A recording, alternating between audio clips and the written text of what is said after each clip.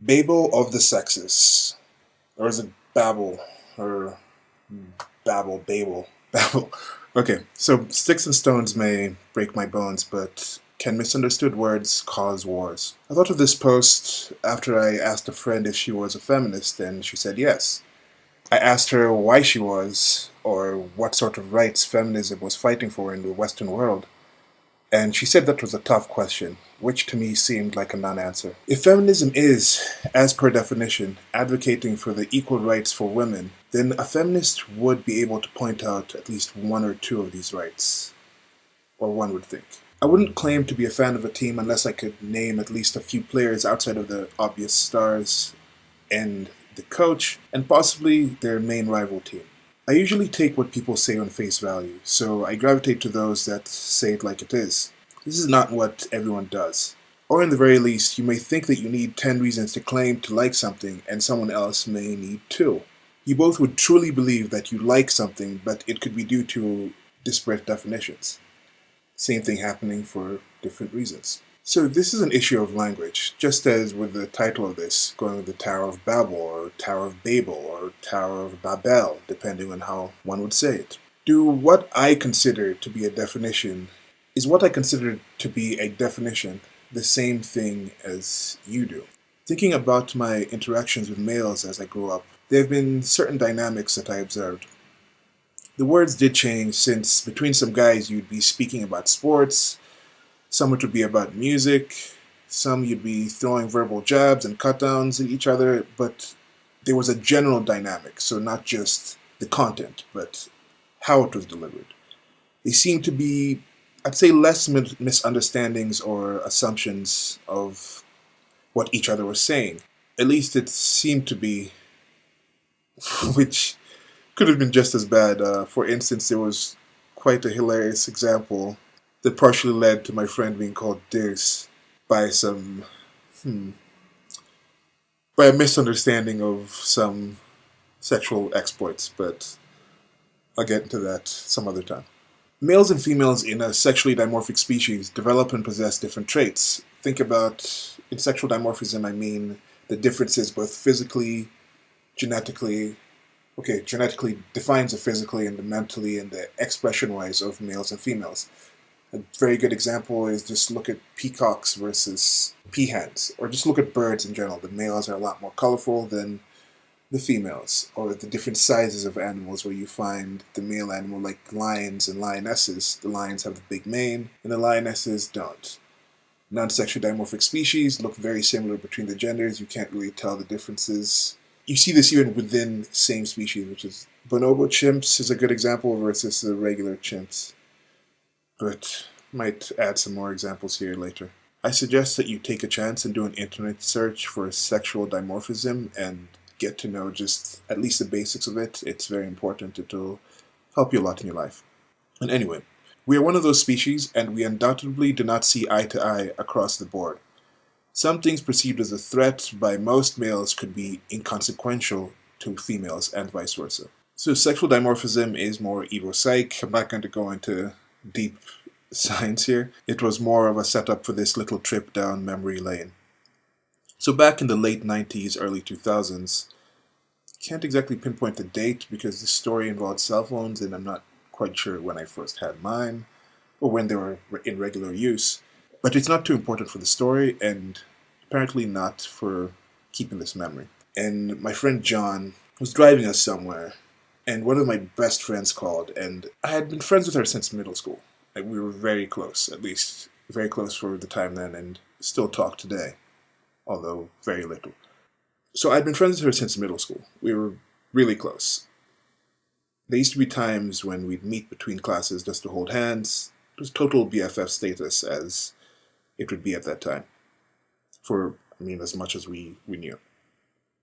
So when she called, we talked a bit on the phone, and the conversation ended, and then I put down the phone.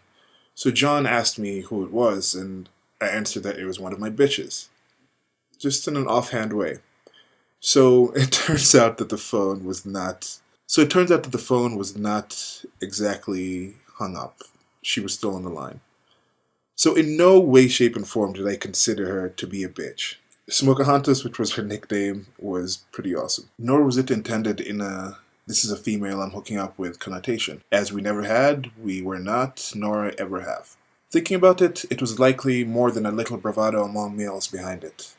This would not be an attempt to seem more manly, since my friends generally knew that I had an unusually high number of platonic female friends. But to me, if my male friends were my dogs, then my female friends would be my bitches, which is male female differences. Again, now dogs might not be that sexually dimorphous of a species. Not quite sure. Depends on the breed, I think. Anyway, as you may have guessed, she had a different definition or opinion of the word. None of her definitions were positive. So, shortly after I realized that the phone was still on, I received a phone call and got an earful about whom exactly I thought I was calling a bitch, much to John's cringing entertainment. I explained the context I was using it in, and after a while, any hurt feelings subsided, and it did not become too big of an issue. It does, however, say something about the similar definitions of words and contexts. So, how often does this happen in regular life? Remember that this story I'm telling you about is from almost 2 decades ago, and even today, articles are still being written about how prevalent the use of the word bitch is on TV. And now recently, bad bitch is used as a term of endearment. Actually, one of my really good friends proudly refers to herself as this, and I find no reason to object to that description. So things change. It's also interesting as a mix with the Michael Jackson "Who's Bad" changing the term bad to mean a positive thing and adding that to bitch, which is changing the term bitch to become a positive thing. So it's kind of like a double plus positive, which might go into some 1984 things, but that's just a little interesting wordplay there. So, things change, but one thing that seems to not change is miscommunication. I try not to project my definitions onto others, but would like us to at least agree on dictionary definitions of things. So I'm going to call it a rant here. This was mostly a reading of a blog post I did back in 2015, but it will also serve as the first post as an introductory post in the series I'm going to do on this channel called Babel of the Sexes. Now, with the name, it's going more in the Tower of Babel, which is, I think, it's a good story in the Bible. Humans were trying to build a tower to reach the heavens, and the punishment was breaking the tower down, having people speak different languages, and no one could understand each other, so the tower collapsed. It's also a play on the battle of the sexes thing. So in this series, it's going to be people of different genders, or the two different genders, talking about issues. Sometimes it'll be gender-specific issues. Sometimes it'll just be general issues. A lot of the battles between people come from misunderstandings. This whole idea in the Tower of Babel story, when the punishment was to have people speak different languages, it's very pertinent actually today when you see what's happening with this multiculturalism, cultural relativism, where you have so many different cultures, disparate cultures, with misunderstandings being thrown into the same environment, and it's just hard to communicate. It's hard to understand each other. So even if you are well-meaning, when not everyone is, you add the fact that you don't even speak the same language, then you can't pick up on the cues when you're insulting somebody, or when somebody is about to attack you, or just in general, it doesn't create much social cohesion. So with this series, hopefully we can see the differences people have about the same things. It's going to be a blog post in the bottom with some links, including the introductory conversation of this series. It was a rather long back and forth about the Milo Yiannopoulos scandal, which I made a video about as well. Link will be in the low bar for that too. And it just shows how it's not necessarily just the feels versus facts things, where males in general are more fact-based, and this from Evo Psych comes from in our evolutionary environment. Males had to be out understanding what nature is to a factual basis. You couldn't just think there was some predator around the corner. You had to use as much of your awareness of nature, awareness of everything, to a factual basis to establish where exactly that predator is, where is your prey, how long can you run, how fast is that creature, are you running out of food, how far are you from your camp. A lot of these things were very basic, had to develop this fact-based way of looking at things, this solid objective way of looking at things. Whereas females were back in the camp, they were back in the village, in the settlement, and they had more human interactions, wondering about the intricacies between the things, between relationships, and how someone feels, how someone looks, how someone's appearing. Because I think you had to be more aware of the feelings, and I think this also, of course, has to count on the childbearing. A newborn child or just a developing child is not going to be able to voice all of their needs. So I think it was very important for females to develop, at least the females that developed a better way of understanding non-verbal and I don't want to say non-objective because I mean it's still objective to say, to cry. There's still something objectively being non-specific and non-vocalized. Okay, vocalized again, crying is vocalized. But anyway, I think you understand where I'm getting at this. I'm not going to get too technical in the terms here, but it was more beneficial for females to develop this ability to read people, to tell feelings, and I think the context. My brother posted something in one of the recent posts and said there was a high context versus low context societies, where the high context societies say things in more situational times, where if you do a certain action, the people who you're doing that action to would be expected to take into the context a lot more, whereas a low context is more about specific, literally versus figuratively. So I think this goes to the same thing. High context was in the village. Depending on what something was said, depending on the context, are the men coming back from hunting? Have the men just left? Am I sleeping? That context was taken into there. I think they had more of a leeway to do that. If you're out in the woods, you're hunting, you have to say, run. I don't think it was a context of, hey, should I run now? Should I run that direction? No, just run. You know, it's like, run there. Let's go. Let's do this. I'm going to add this extra snippet. When I was doing the initial recording, I had taken these photos from this comic book called Hooky, which is a really cool comic book. Links in the low bar. And there was this scene where one of the characters meets another character, and it's a little boy, and he's taking a pee, and then in the following scene, he's kind of touching the other boy's face.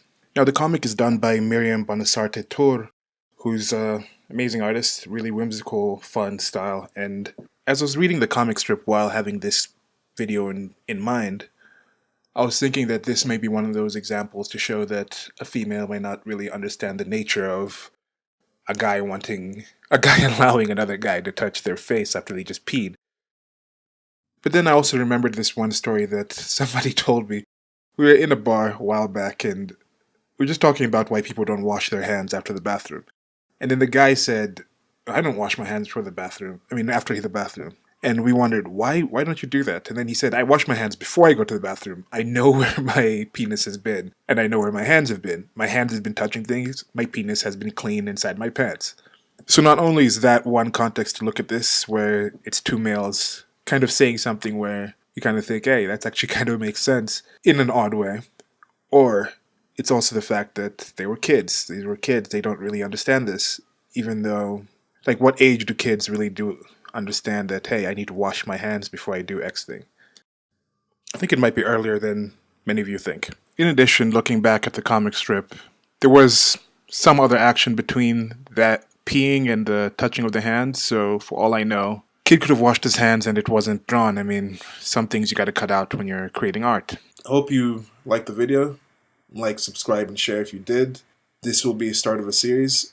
As I said, there's going to be a link in the low bar to the first post. I might try something different with that video. I think I'm going to take it over to GarageBand and try doing male-female voices, because in some of these situations when people are just listening, if it's just my voice reading both parts, it could be harder to tell, but I'll try doing a vocalization change, or I might eventually just find some help to have somebody else read the other parts. I don't really want to try to do a female voice, but it may come down to that. Okay, thanks. Till next time. Bye.